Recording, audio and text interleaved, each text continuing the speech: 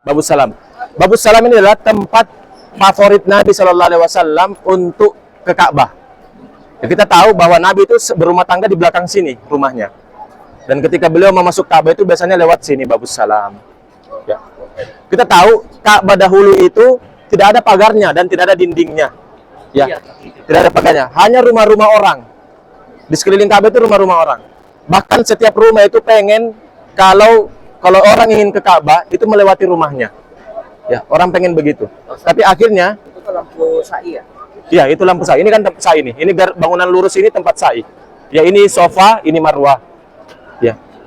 Akhirnya pada zaman Umar bin Khattab, ya jadi kalau kita bertanya siapa orang yang paling pertama kali melebarkan Masjidil Haram, yaitu Umar bin Khattab. Ya, karena zaman Rasulullah tidak. Zaman Rasulullah itu belum ada pagarnya dan masih banyak rumah-rumah di sekelilingnya.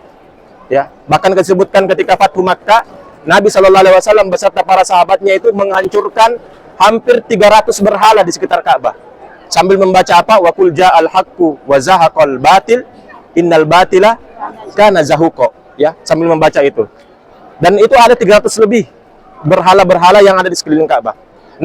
Umar bin Khattab ketika beliau menjadi khalifah, beliau ke Mekah dan menginap hampir 20 hari di sini. Tujuan utamanya juga selain membereskan kota Mekah, beliau juga ingin membelaskan sekitaran Ka'bah itu dengan pagar, dan beliau membangun pagar. Dan pada waktu itu Umar bin Khattab membeli rumah-rumah yang ada di sekitaran Ka'bah. Bagi yang tidak mau dipenjara. Dan mereka pun dengan pasrah dan tidak berontak dan tidak protes menerimanya. Ya, menerimanya. Ketika zaman Utsman bin Affan perlu lagi melakukan perluasan. Dan akhirnya beliau mau membeli lagi rumah-rumah yang ada di sekitarnya dan durasinya lebih lebar.